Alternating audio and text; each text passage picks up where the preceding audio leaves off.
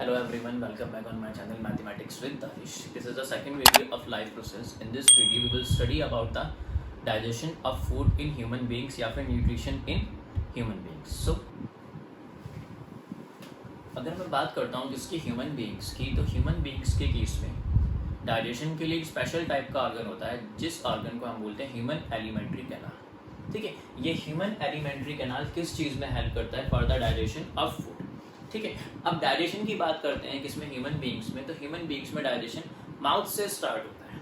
ठीक है, माउथ में हमारे 3 ऑर्गन्स होते हैं, tongue, teeth and a special organ which is known as salivary gland. ठीक है, अब जो फूड आप कंज्यूम करते हो, फूड का पीस तोड़ा और उसको माउथ तक रखा, वो अभी कॉम्प्लेक्स फूड मॉलिक्यूल है और सॉलिड शेप में है.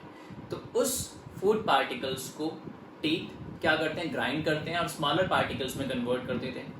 ठीक है, जो दूसरा ऑर्गन है हमारे माउथ में जिसको हम क्या बोलते हैं? Salivary gland. स्लाइवरी ग्लैंड क्या सिक्रीट करता है? स्लाइवा सिक्रीट करता है. वो स्लाइवा फूड के साथ मिक्स करती है कौन? टंग, ताकि वो जो फूड है आपका सॉलिड शेप में, सॉलिड स्टेट में, वो किस में कन्वर्ट हो जाए? सेमी सॉलिड में. एक और फंक्शन होता है जो आपके माउथ में ग्लैंड होती है जिसको हम क्या बोलते हैं? Salivary gland. वो क्या सिक्रीट करती है? सलाइवा. सलाइवा और स्लाइवरी एमाइलेज, इसका फंक्शन क्या होता है? जो फूड में स्टार्च प्रेजेंट होता है उसको किस में कन्वर्ट कर देना? शुगर में. ठीक है, तो digestion of food in human being starts with mouth. अब फूड आगे मूव करने के लिए तैयार है, वो सॉलिड से सेमी सॉलिड में कन्वर्ट हो गया. फूड में जो स्टार्च था वो शुगर में कन्वर्ट हो गया. अब फूड माउथ से कहाँ मूव करता है? स्टमक की तरफ. कहाँ से होता हुआ जाता है? आपका ईजोफेगस से. Oesophagus is a part of human alimentary canal. ठीक है, ईजोफेगस में स्पेशल टाइप की मसल्स या टिश्यूज होते हैं जो रेगुलर क्या करते हैं? कॉन्ट्रैक्ट करते हैं और रिलैक्स करते हैं. तो जब ये कॉन्ट्रैक्ट और रिलैक्स करते हैं तो एक टाइप का वेव्स प्रोड्यूस होती हैं और वो वेव्स फूड को माउथ से कहाँ पहुंचा देती हैं? स्टमक में. अब आपका फूड कहाँ से माउथ से स्टमक में आ गया? कहाँ से होता हुआ? ईजोफेगस से. और ये जो मूवमेंट था किसका? फूड का. किसके थ्रू? ईजोफेगस के through. This movement is known as peristaltic movement. ठीक है, the regular contraction and relaxation of muscles present in the esophagus which helps the food to move from mouth to stomach is known as peristaltic movement. ठीक है, अब food आपका कहाँ आ चुका है? Stomach में. अब फर्दर डाइजेशन आपकी कहाँ होगी? स्टमक में. जो स्टमक की वॉल्स होती हैं वो क्या सिक्रीट करती हैं? Gastric juices.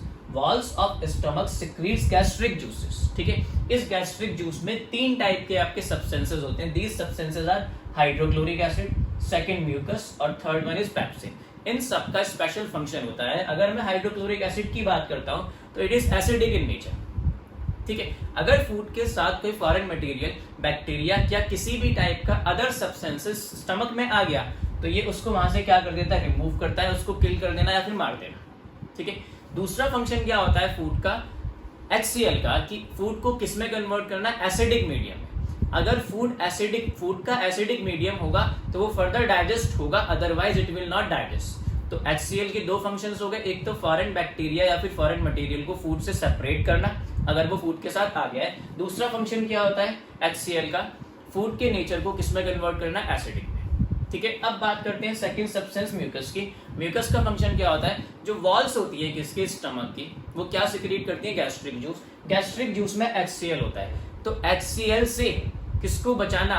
वॉल्स को बचाना, क्योंकि है तो भाई एसिड है तो उसका हार्मफुल इफेक्ट भी हो सकता है. अगर किसी टाइम पे किसी केसेस में HCl ज्यादा सिक्रीट हो जाता है तो उससे जो वॉल्स होती हैं किसके? स्टमक की, वो क्या हो सकती हैं? करोड या फिर एरोजन हो सकता है उनका. तो उस चीज को कौन सेव करता है? म्यूकस सेव करता है. ठीक है, it protects the inner linings of stomach from the excess acid which is secreted by walls of stomach. ठीक है, म्यूकस की बात हो गई. अब third substance is pepsin. Pepsin की बात करते हैं तो पेप्सिन का फंक्शन क्या होता है? फूड में जो प्रोटीन होता है ये उसको क्या करता है? डाइजेस्ट करता है. ठीक है, फूड में जो प्रोटीन है उसको कौन डाइजेस्ट करता है? पेप्सिन डाइजेस्ट करता है. तो स्टमक में 3 सब्सटेंस फूड पे एक्ट करते हैं आपके HCl, म्यूकस एंड पेप्सिन. तीनों के हमने फंक्शन स्टडी कर लिए 1 by 1. अब स्टमक से फूड होता हुआ कहाँ जाएगा? आपका स्मॉल इंटेस्टाइन में. फूड कहाँ आ गया? Small intestine. स्मॉल इंटेस्टाइन आपकी क्या होती है? Site of complete digestion of food. मतलब यहाँ पे फूड का क्या होगा? कंप्लीट डाइजेशन होगा. अब मैं स्मॉल इंटेस्टाइन की बात करता हूँ तो स्मॉल इंटेस्टाइन में 2 जगह से क्या आता है? सिक्रीशन आता है. ताकि वो सिक्रीशन फूड को डाइजेस्ट करने में हेल्प कर सके। एक तो हम बात करते हैं किसकी, लीवर की। लीवर भी एक ऑर्गन है किसका, ह्यूमन एलिमेंट्री कैनाल का, जो क्या सिक्रीट करता है, बाइल जूस। बाइल जूस एक ग्रीनिश येलो लिक्विड होता है। बाइल जूस सिक्रीट तो कौन करता है, आपका लीवर, लेकिन इसको स्टोर कौन करता है, गॉल ब्लैडर। गॉल ब्लैडर भी ह्यूमन एलिमेंट्री कैनाल का पार्ट है। अब इस बाइल जूस का फंक्शन क्या होता है, ये बाइल जूस कहाँ पहुंचता है, आपका स्मॉल इंटेस्टाइन में, ठीक है। एक तो लीवर से सिक्रीशन आएगा स्मॉल इंटेस्टाइन में, दूसरा आपका पैनक्रियास से आता है। लीवर से जो सिक्रीशन आता है उसको हम क्या बोलते हैं, बाइल जूस। बाइल जूस का फंक्शन क्या होता है, जो फूड में बिगर फैट मॉलिक्यूल से, बिगर फूड ग्लोब्यूल्स हैं, उसको किसमें कन्वर्ट करना है, स्मॉलर फैट मॉलिक्यूल्स में। बिगर फैट मॉलिक्यूल्स को किसमें कन्वर्ट करना है, स्मॉलर फैट मॉलिक्यूल्स में। वो किसका फंक्शन होता है, बाइल जूस का, ठीक है। दूसरा, ठीक है, अभी मैंने आपको बताया जो वॉल्स ऑफ स्टमक होती है वो क्या सिक्रीट करती है, HCl। HCl का दूसरा फंक्शन क्या था कि फूड के नेचर को एसिडिक बनाना। अगर फूड का नेचर एसिडिक होगा तभी एंजाइम पेप्सिन उसके ऊपर वर्क करेगा, मतलब प्रोटीन को डाइजेस्ट करेगा, otherwise it will not digest the protein. तो इट मींस जो फूड आपका स्टमक से स्मॉल इंटेस्टाइन में आया है उसका नेचर क्या है, acidic, due to the presence of HCl in it. लेकिन अब जो पैनक्रियास से एंजाइम्स या फिर सिक्रीशन आने वाला है वो एसिडिक फूड पे एक्ट नहीं करेगा। तो इट मींस फूड का नेचर क्या होना जरूरी है, एल्कलाइन इन नेचर। वो एल्कलाइन नेचर कौन करता है फूड का, बाइल जूस। तो बाइल जूस के दो फंक्शंस हो गए, कौन कौन से, एक तो फैट के मॉलिक्यूल्स को, बिगर फैट मॉलिक्यूल्स को किसमें कन्वर्ट करना, स्मॉलर फैट मॉलिक्यूल्स को में, और दूसरा फंक्शन क्या होता है, फूड के नेचर को एसिडिक से एल्कलाइन में कन्वर्ट करना।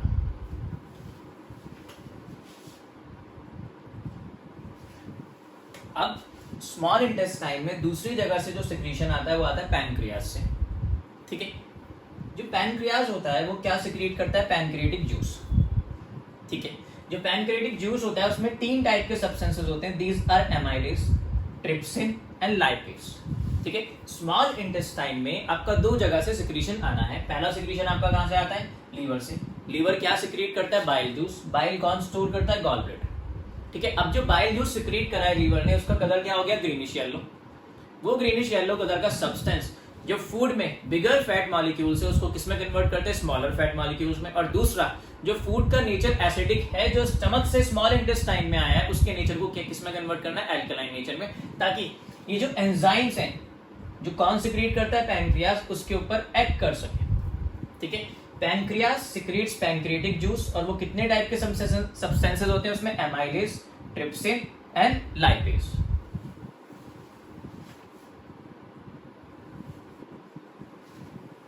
नाउ ये जो सब्सटेंसेस सिक्रीट किए हैं किसने, पैनक्रियाटिक जूस में, एमाइलेज। एमाइलेज का फंक्शन जो होता है वो क्या करता है, स्टार्च को डाइजेस्ट करना या फिर ब्रेक डाउन करना, किसको, स्टार्च को, ठीक है।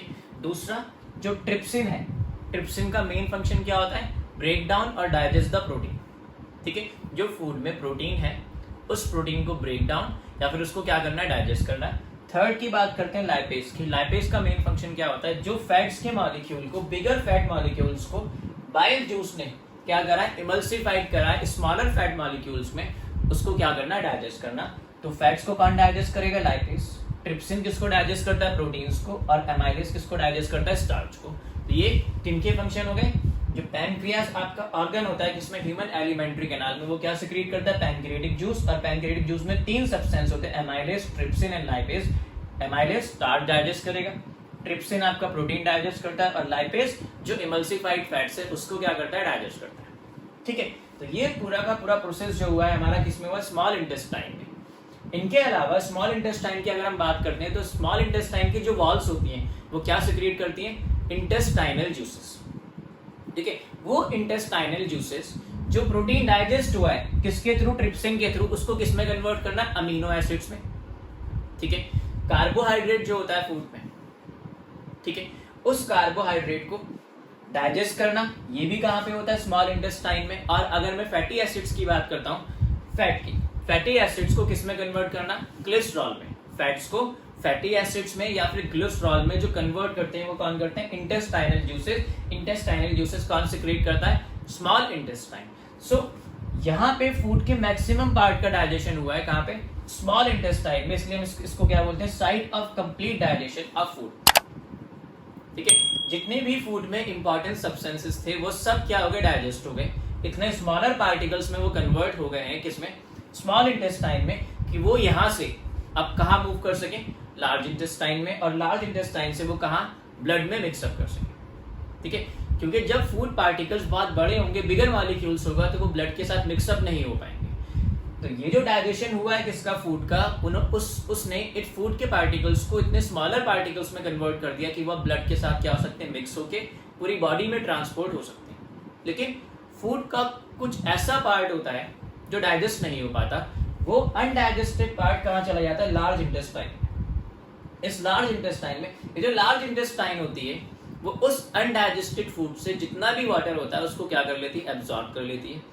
तो इस केस में, लार्ज इंटेस्टाइन के केस में, जो फूड है अब किस शेप में, किस स्टेट में, सॉलिड स्टेट में। ठीक है, ये सॉलिड स्टेट में फूड कहाँ है, कुछ टाइम के लिए स्टोर करता है रेक्टम में, और रेक्टम से होता हुआ ये कहाँ से पास कर जाता है, बॉडी से, फीसेस की फॉर्म में, एनस से होता हुआ बॉडी से ये वेस्ट मटेरियल की फॉर्म में आउटसाइड आ जाता है। ठीक है, तो कंप्लीट डाइजेशन हो गई फूड की। जो पार्ट फूड का डाइजेस्ट नहीं हुआ वो लार्ज इंटेस्टाइन में स्टोर होता है कुछ टाइम के लिए। लार्ज इंटेस्टाइन में से सारा का सारा वाटर एब्सॉर्ब कर लेती है। ठीक है, वो जो वाटर एब्सॉर्ब करने के बाद जो फूड की स्टेट होती है वो कौन सी स्टेट है, सॉलिड। ये सॉलिड फूड कुछ टाइम तक कहाँ पे स्टोर होता है, रेक्टम में। रेक्टम से होता हुआ वो एनस से हमारी बॉडी से आउटसाइड आया था, किस फॉर्म में, फीसिस की फॉर्म में। अब बात करते हैं जो अनडाइजेस्टेड वाटर, मतलब ऐसा वाटर जो एक्सेस वाटर है। कुछ फूड में से जो वाटर स्टोर किया है या एब्जॉर्ब किया है लार्ज इंटेस्टाइन ने, जितना बॉडी को रिक्वायरमेंट होती है वो एब्जॉर्ब हो जाता है, बाकी वाटर यूरिन की फॉर्म में बॉडी से आउटसाइड आ जाता है। तो इस वे में ह्यूमन एलिमेंट्री कैनाल किस चीज में हेल्प करता है, आपकी डाइजेशन ऑफ फूड में। ठीक है, प्लीज मी कर